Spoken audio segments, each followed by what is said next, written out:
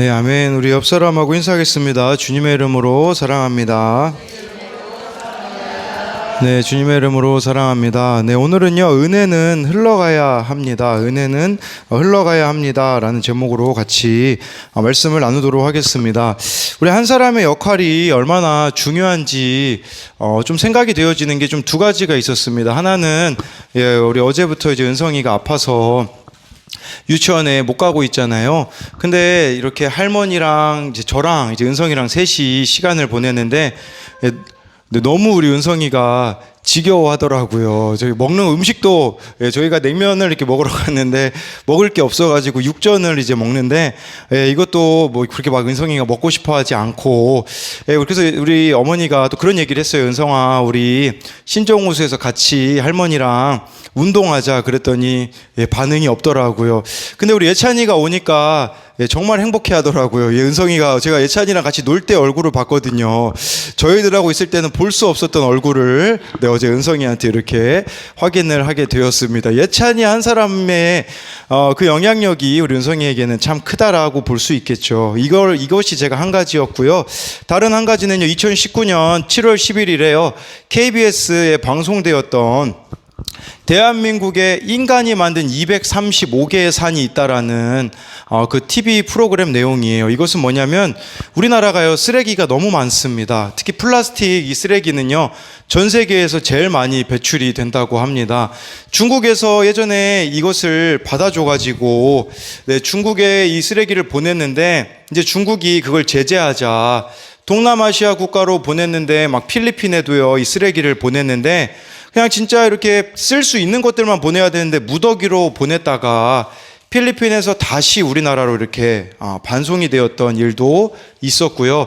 우리나라 사람 한 사람이 쓰는 그 플라스틱 쓰레기 양이요, 1년에 쓰는 양이 120에서 130kg이라고 합니다. 이 양은 전 세계에서 가장 많은 이렇게 플라스틱을 사용한다라고 하더라고요.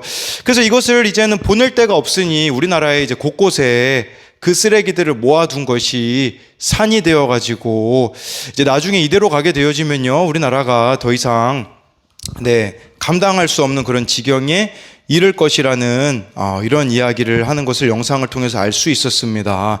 문제는 무엇이냐면요, 대한민국 국민 또 기업 이 모두가 나 하나쯤이야 라는 생각 때문에 이러한 일들이 발생한다라는 것이죠. 여러분, 그러나 우리도 기억해야 되는 것은 그리스도인으로서 나 한 사람의 행동은 결코 나 한 사람으로 끝나지 않는다라는 사실입니다. 누군가에게 우리는 반드시 영향을 줄 수밖에 없는 자들이기 때문에 내가 믿음으로 살아가느냐, 은혜의 사람으로 살아가느냐, 살아가지 않느냐는 너무나도 크게 중요하다라는 사실입니다. 분당 우리 교회 이찬수 목사님에 대한 영상이 또 올라와서 보게 됐는데요. 그 영상의 제목은요, 벤츠 타는 목사가 되고 싶지 않은 이유라는 제목으로 영상이 올라왔더라고요. 이찬수 목사님이요, 설교 중에 이런 이야기를 하시더라고요. 제가 만약 벤츠를 타고 다니는 걸 오늘 광고 시간에 했다면 다음 주부터 3분의 1이 교회를 빠져나갈 거예요. 저 타락한 목사의 설교를 못 듣겠다. 어떻게 목사가 벤츠를 타라고 하면서요. 그러면서요, 하나님은 저와 여러분들을 그저 밥을 먹는 존재로 자리매김하지 않으시고 이 악한 세상에 영향력을 행사하라는 사명이 있기 때문에 우리는 세상과 달라야 한다라는 것입니다 라고 하면서요, 제가 만약에 목사가 되어서 벤츠도 못하고 캐딜락도 못하고 뭐야 하면 목사를 때려쳐야 합니다. 나는 확연히 다른 가치관을 살아가는 자, 이들이 바로 그리스도인이라는 것입니다 라고 이렇게 설교를 하시더라고요. 세상 사람들과 동일하게 생각하고 동일한 방식으로 살아간다면 이걸 가치관이라고 하지 않습니까? 이 가치관이 우리가 다르지 않는다면 우리가 정말 그리스도인이라고 할 수가 있겠습니까? 오늘 우리가 다룰 말씀은요, 하나님께서 이스라엘 백성들을 구원하시고 광야에서 제사 드리는 방법, 우리로 말하자면 예배 드리는 방법에 대해서 가르쳐 주셨습니다. 왜 그럴까요? 하나님이 우리와 만나고 싶으시기 때문에, 교제하고 싶으시기 때문에 그 당시에는 5가지 제사를 드림으로써 하나님과 일치된 삶을 살아갈 수가 있었다라는 것이에요. 그 중에 한 가지 제사였던 화목제에 대해서 오늘 저와 여러분들이 살펴보면서 이 화목제를 드리면서 살아가는 삶이 무엇인지 점검해 보도록 하겠습니다. 이 화목제에 대해서는요, 오늘 본문인 7장에도 나오지만 그 이전에 레위기 3장에 보면요, 화목제로 하나님 앞에 제물을 드릴 때는요, 제물의 어떤 부위를 드려야 되는지가 나와 있거든요. 우리 레위기 3장 4절 5절 말씀 같이 읽어보도록 하겠습니다. 시작. 높인 거풀을 공포학과 함께 떼어낼 것이요, 아론의 자손은 그것을 제단 위에 불위에 있는 나무 위에 번제물 위에서 살을 지니 이는 화제라 여호와께 향기로운 냄새니라. 하나님께요, 이 제물을 드리는 데 있잖아요, 이게 저는 가치관을 바꾸는 거와 좀 연관이 있다는 생각이 들었습니다. 화목제물을 드릴 때 하나님 앞에 드려야 되는 이 가축의 부위는요, 간과 콩팥이었습니다. 이것에 대해서 지용훈 목사님이 쓰신 말씀으로 생각을 태우라라는 책에 이런 내용이 나와 있더라고요.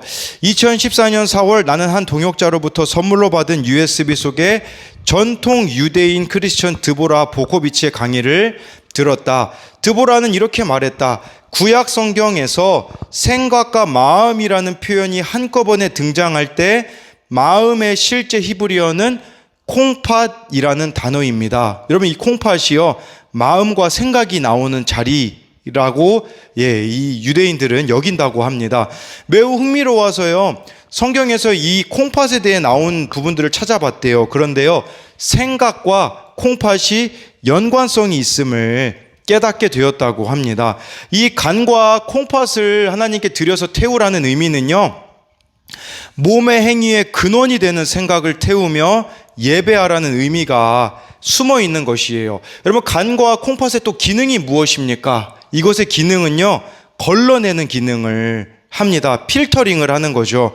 마찬가지로 우리의 생각도 모든 상황을 항상 분석하여 걸러내는 본능을 가지고 있잖아요. 이것은 바로 여러분들 각자가 가지고 있는 생각들, 마음들, 옳고 그름들, 감정들이라고 할 수 있어요.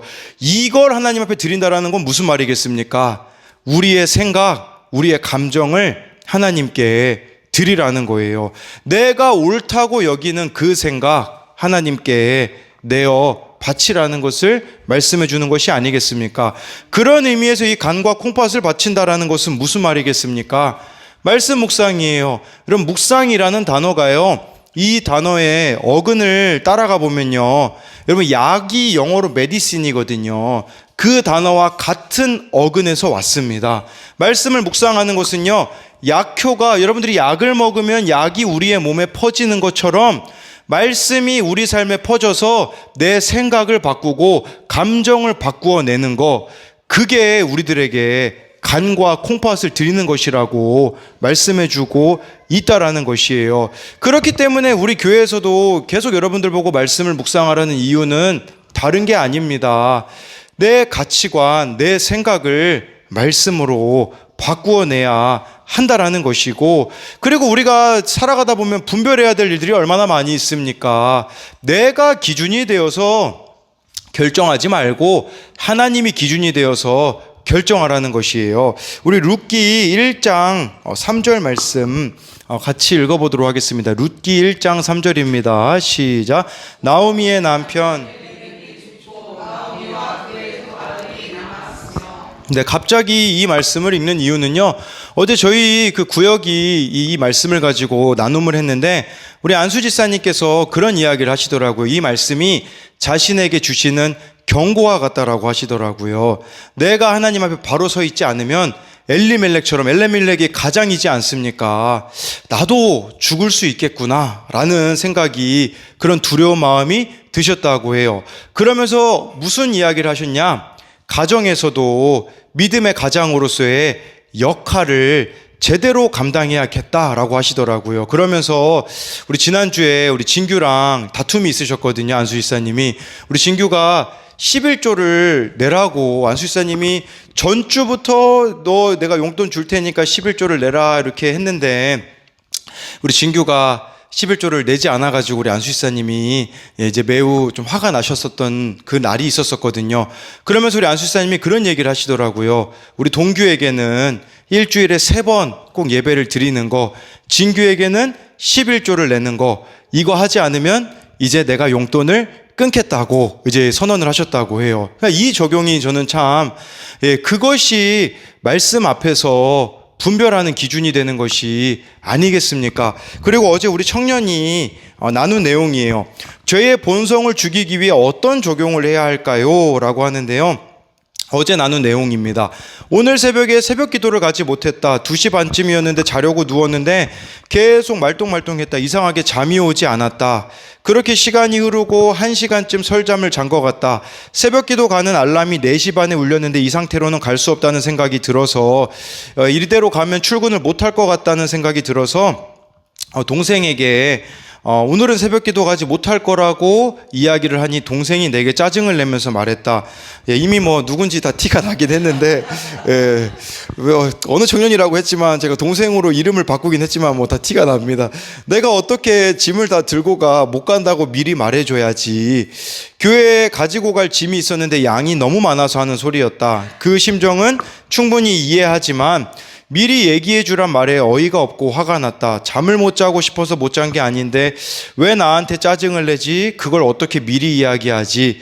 예전 성격 같았으면 잠이고 뭐고 일어나서 싸웠을 것이다. 나는 항상 그 욱하는 순간을 못 참아서 뒷일은 어떻게 되든지 말든지 상관없이 동생에게 소리 지르고 무섭게 몰아붙이곤 했다.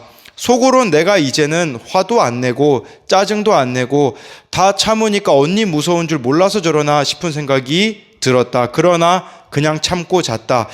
중요한 것은요, 깨서는 묵상을 듣고 큐티하면서 생각을 가다듬었다.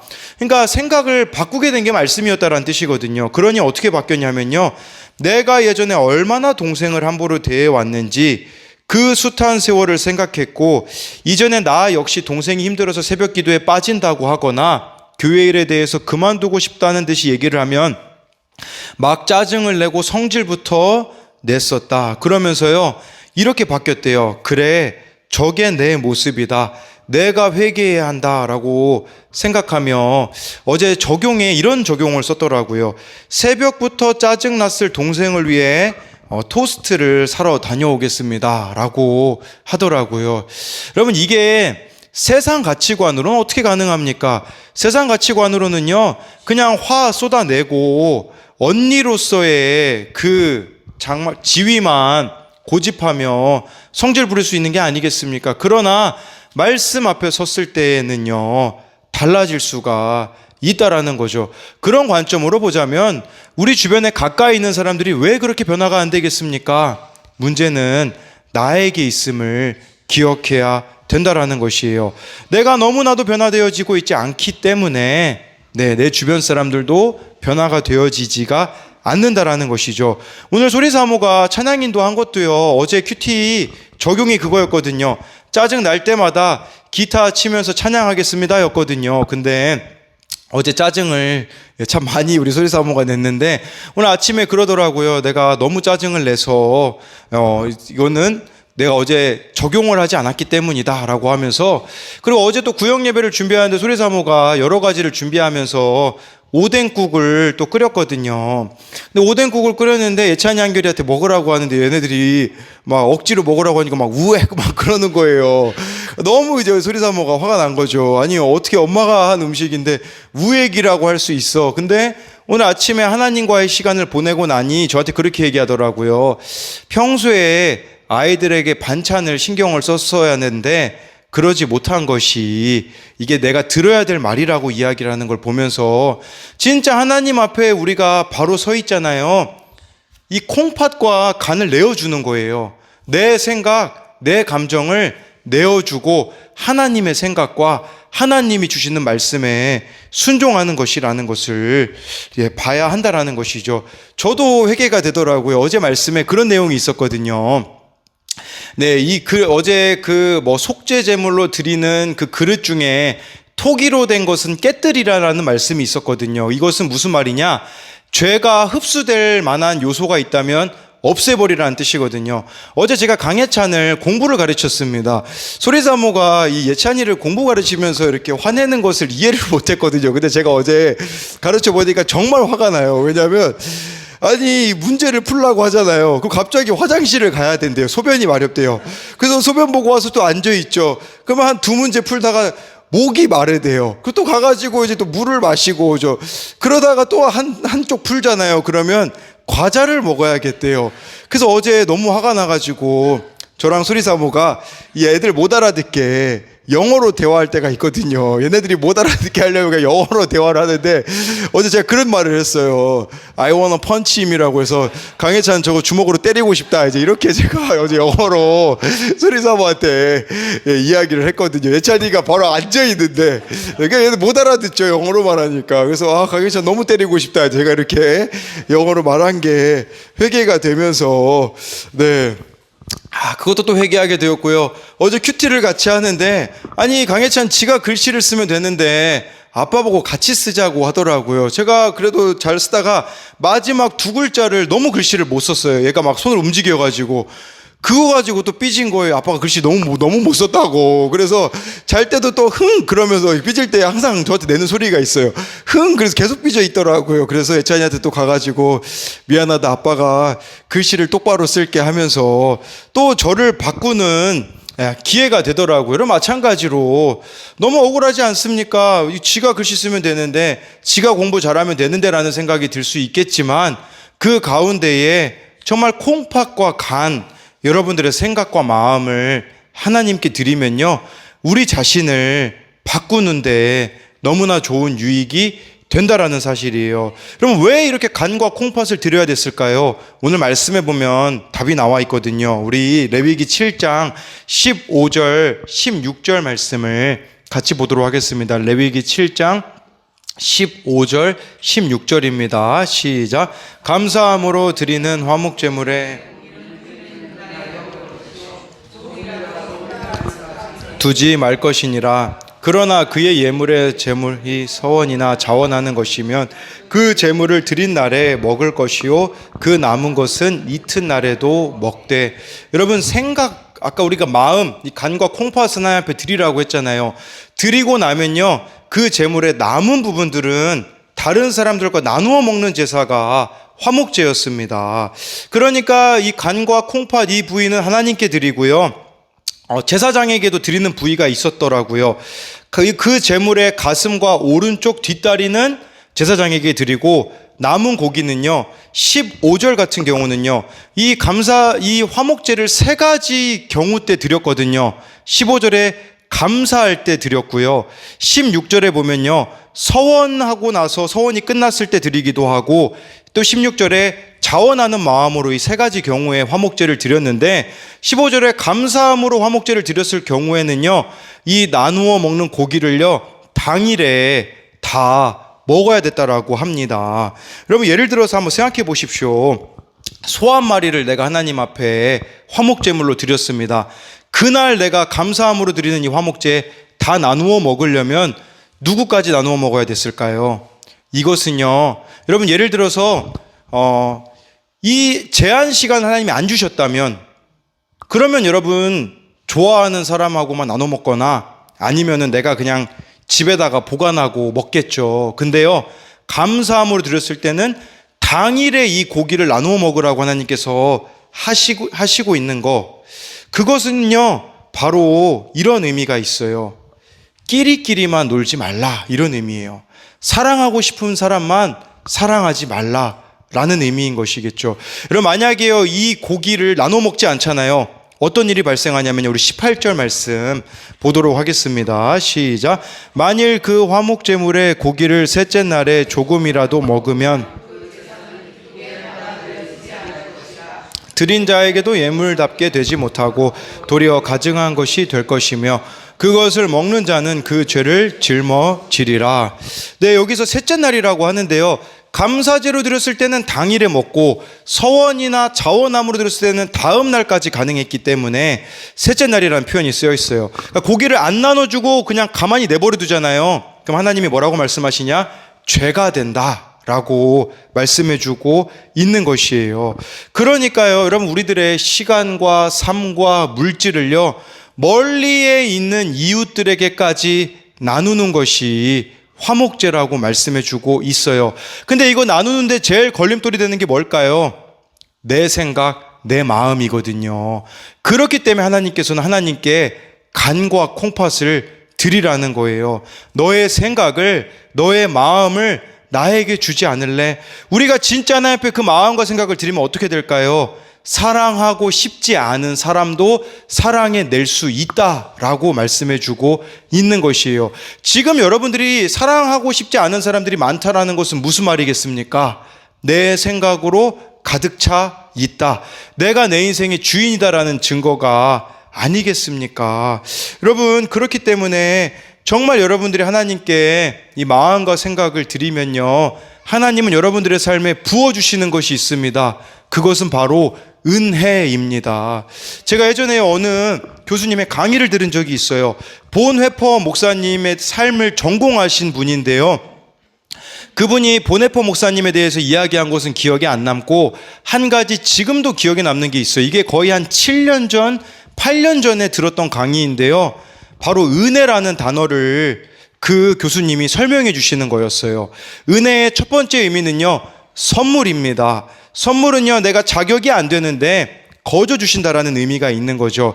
근데요, 라틴어로요, 은혜가요, 두 번째 의미가 있대요. 저는 이걸 잊을 수가 없어요.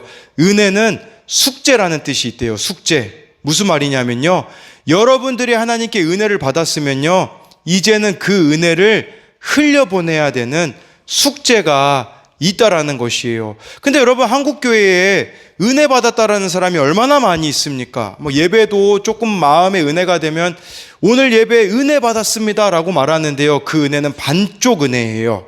진짜 은혜가 은혜 되려면요, 내가 받은 이 은혜를 가지고 이웃에게 가서 나누는 겁니다. 내가 오늘 은혜 받았어요. 그러면 우리 은혜 받을 때 주시는 마음 있잖아요, 그날 순종해야 돼요. 그래서 아까 그 감사함으로 드리는 그 예물은요, 이웃과 오늘 나눠야 된다는 의미가 그런 의미 같더라고요. 오늘 내가 말씀을 깨달았어요. 오늘 누구를 만나라는 마음을 주셨어요. 그러면요, 미루지 말고 바로 가셔야 한다라는 것을 저와 여러분들이 기억해야 한다라는 것입니다. 여러분, 어제 이제 구역 예배 때 드디어 우리 홍승학 지사님이 나눔을 해주셨어요. 네, 원래 나눔을 안 하고 이렇게 계속 앉아 계시고 그러셨거든요. 근데요, 그냥 이렇게 나누라고 하면 안 나누니까 제가 이제 돌려서 물어봤어요. 우리 홍승학 지사님, 지금까지 열심히 운동을 하고 계시는데 운동하시면서 슬럼프가 지금까지 한 번도 없었습니까? 이제 물어봤거든요. 그랬더니요, 우리 홍승학 집사님이요, 한 번도 운동하면서 슬럼프가 온 적이 없다고 하시더라고요. 근데 왜 슬럼프가 없는지를 이야기해 주시는데요, 그 이유는요, 삶에 걸릴 것이 없다라고 이야기를 하시더라고요. 지금 혼자 지내고 계시기 때문에 어떤 부분들에 있어서 걸려지는 것이 아무것도 없기 때문에 운동에 집중할 수 있다고 하시더라고요. 여러분, 우리들의 삶에 왜 이렇게 사랑하지 못하는 사람이 많은 줄 아십니까? 그 이유는요, 하나님께만 집중하지 못하고 있기 때문입니다. 다른 것이 문제가 아니에요. 홍승학 지사님이 얘기하셨잖아요. 정말 집중하지 못하는 방해 요소가 없기 때문에 슬럼프가 없다고 하였던 것처럼 우리도 하나님과의 이 교제를요, 생명같이 여기면요, 다른 것이 문제가 되어지지 않아요. 왜 그러냐? 하나님의 은혜가 우리들 가운데 충만하게 부어지기 때문에요, 모든 것들을 넘어설 수 있기 때문이라는 것이겠죠. 그러나 문제는 이 은혜가 부어지는 하나님과의 교제의 통로를 막고 있는 것들이 방해물들, 장애물들이 우리들 가운데 얼마나 많이 있습니까? 그것에 타협해 버렸기 때문에 너무나도 많은 슬럼프와 같은 문제들이 우리들 가운데 있다라는 것이죠. 최수종 씨에 관한 영상을 보았습니다. 연예인 최수종 씨 다 아시죠? 예전에 있었던 일이었나 봅니다. 예전에 최수종 씨가요, 맥콜이라는 광고를 찍은 적이 있다고 합니다. 맥콜은 통일교재단에서 한 건데 이분이 크리스천인데 몰랐다고 합니다. 그런데요, 어머니가요, 최수종 씨에게 그 신문지를 가져다 주셨다고 해요. 근데 이 최수종 씨가 그 메코를 찍고 나서 받은 개런티가요, 아파트를 한 채 살 수 있을 만한 돈을 받았다고 해요. 근데 어머니가 그 신문 기사를 보여주셨는데요. 신문 기사 1면에 어느 목사님이 쓴 글이 쓰여 있었다고 해요. 거기에요, 이 제목이 이렇게 나와 있다고 해요. 우리 아들이 최수종 씨를 싫어하는 이유라고 해가지고요. 네, 최수종 씨가 어떤 인터뷰에서는 저는 하나님이 최고입니다. 하나님을 백으로 지금까지 저는 살아왔습니다라고 이야기를 했는데, 통일교재단의 메코를 찍어 이제 그것 때문에 이 목사님의 아들이 최수종 씨를 개인적으로 존경했었는데 너무 실망이 되어가지고, 네, 그 내용을 목사님이 이제 설교하신 내용을 적은 겁니다. 그래서요, 이제 최수종 씨 어머니가요, 이렇게 얘기했대요. 이것은 믿는 사람이 할 일이 아닌 것 같다. 이 돈을 다른 데다가 쓰자고 하면서, 그때 최수종 씨가요, 이 돈을 불우한 이웃에게 전액 다 기부했다고 하더라고요. 고아원에다가 기부를 했는데요. 2주 후에 또 어머니가 신문을 가져다 주셨는데, 이제 그 설교한 목사님이요, 이 설교 제목이 이랬대요. 우리 아들이 다시 최수종을 사랑하는 이유라는 글을 쓰셨다고 하더라고요. 그럼 저는요, 이게 화목제라는 생각이 들었습니다. 화목제는요, 누군가에게 악영향을 끼치고 있다면 돌이키라는 것입니다. 여러분, 나의 삶은요, 너무나 많은 사람들에게 영향을 미치고 있기 때문에 나 한 사람이 은혜로 하나님 앞에 돌이킨다면 반대로 얼마나 많은 이들을 살려낼 수가 있겠느냐라는 것입니다. 그런데 우리들의 문제는 여전히 내가 옳습니다. 내 잘못이 아니라고 생각합니다. 그렇기 때문에 은혜가 식어져 버릴 수밖에 없는 것이겠죠. 마가다락방에 이광진 목사님이라는 분이 설교하신 내용을 들었는데요. 어느 날 다리를 절뚝거리시는 권사님이요, 그 당시 전도사님이었을 때 기도하고 있으면요, 전도사님에게 검은 봉지를 하나 이렇게 툭 던져주고 갔다고 합니다. 그 봉지를 열어보면요, 카스테라 하나, 계란 하나, 배지밀 한 병이 들어있었다고 해요. 이 전도사님을 불쌍히 여기시는 권사님이 볼 때마다 그렇게 검은 봉지에 이 세 가지를 넣어서 주셨다고 합니다. 어느 날은요, 권사님이 집으로 초대하셨다고 해요. 그래서 초대해서 집을 찾아가는데요, 어느 구석진 곳에 가보니까 거기 어느 허름한 집에 권사님이 살고 계셨다고 합니다.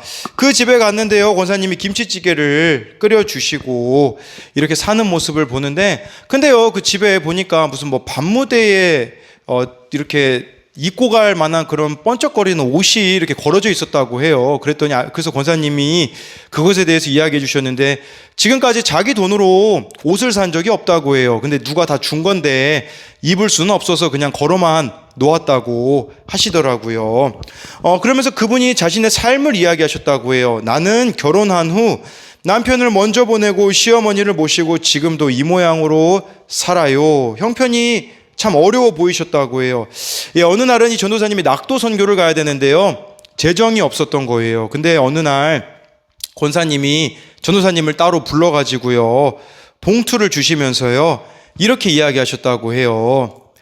내 평생 소원이 한 가지 있어. 그것은 내가 죽기 전에 한번 곱게 한복을 차려입고 하나님께 부름을 받는 거야. 그런데 내가 그렇게 죽는 것보다 전도사님에게 이거 주는 게 더 나을 것 같아 하면서 봉투를 주셨다고 해요. 나중에요, 이분 장례식장에 전도사님이 가게 되었는데요, 참 특별했다고 합니다. 왜냐하면 여고생들이 막 와가지고요, 대성통곡을 하고 있더래요. 뭐 가족들인가 알고 보니까 이 권사님에게 평생 후원을 받았던 아이들이 거기서 그렇게 통곡하고 계셨고, 그리고요, 우리 그 시신을 이제 운구한다고 하죠. 그때 거의 뭐 건장한 사람들이 그것을 옮기지 않습니까? 그런데요, 그 권사님 장례식에는요, 노숙자들이 그것을 옮겼다고요. 서로가 자기가 이 권사님 그 가는 길을 이렇게 마중 가고 싶다고 이야기를 하셨다고 해요. 그분이 어떤 삶을 사셨는지는 장례식장에서 보면 알 수 있지 않겠습니까?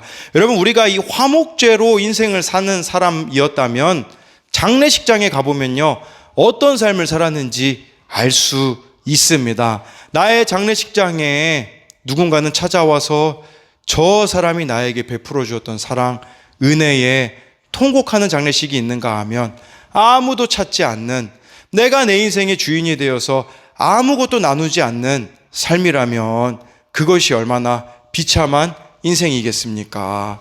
저와 여러분들이 화목제물이 된다라는 거, 나의 생각과 마음을 주님 앞에 늘 올려드려야 돼요. 이것은 주님과 보내는 시간이 있어야지만 가능해집니다. 그러면요, 나의 생각이 바뀌고 마음이 바뀌게 되는 것이겠죠.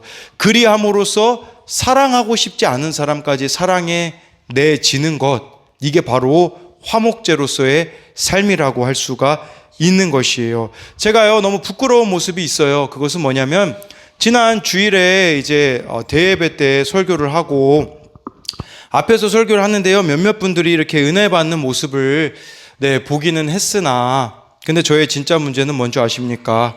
제가 보니까요, 설교 잘하는 것은 좋아하는데 그 은혜 받은 사람 성도님을 위해서 나의 삶을 드리는 것은 주저하고 있더라고요. 이게 무슨 의미인 줄 아십니까? 나는 그냥 사람들에게 인정받는 것만 좋아하고 있는 사람이더라고요. 이렇게 말할 수 있는 이유는 뭐냐면, 월요일에 어느 분을 천안에다가 모셔다 드려야 됐었거든요. 그분이 제가 주일에 은혜 받는 모습을 봤거든요. 그러면 저는 어떻게 해야겠습니까? 그 성도님이 귀한 줄 알고 천안으로 모셔다 드리는 것을 기뻐해야 되지 않겠습니까? 제 솔직한 마음이 어땠을까요? 기뻐하지 않았던 것이에요. 이게 저의 이중적인 모습이더라고요. 설교에 누군가가 은혜 받는 걸 좋아하지만 그 성도들을 위하여서는 얼마나 나의 삶을 드리고 있는가, 이런 모습을 보니까 너무나도 부끄럽더라고요. 나는 말을 잘하는 것만 좋아하는 사람이구나라는 게 깨달아져서 부끄러웠고요. 그리고 어제요, 좀 이렇게 혼자만의 시간을 자전거 타고 혼자만의 시간 1시간 자전거 타는 게 제 혼자만의 시간인데, 근데 오늘 제가 기독교 동아리 들어가는 날이거든요. 그 담당 선생님에게 전화가 왔더라고요. 무슨 전화가 왔는가? 내일 오지 마시라고, 아이들이 모의고사가 있기 때문에 수요일 날 오늘 기독교 동아리 가는 거 취소되었다고 저한테 이야기를 하셨거든요. 여러분, 제가 뭐라고 한 줄 아십니까? 아싸라고 외쳤습니다. 이게 얼마나 이중적인 모습입니까?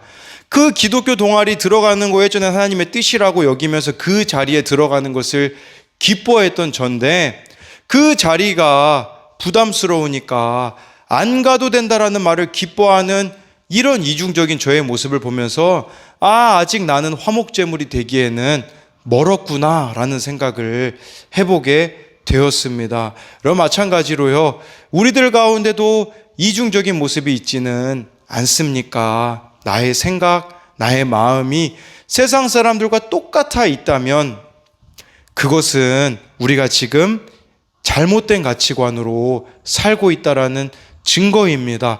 그렇기에 저와 여러분들에게 필요한 것은요, 콩팥과 간을 하나님께 드려야 됩니다. 내 생각, 내 마음을 하나님께 내어드림으로써 나누어 줄 것이 있는 인생, 차별이 없는 인생을 살아가는 저와 여러분들이 되었으면 좋겠습니다.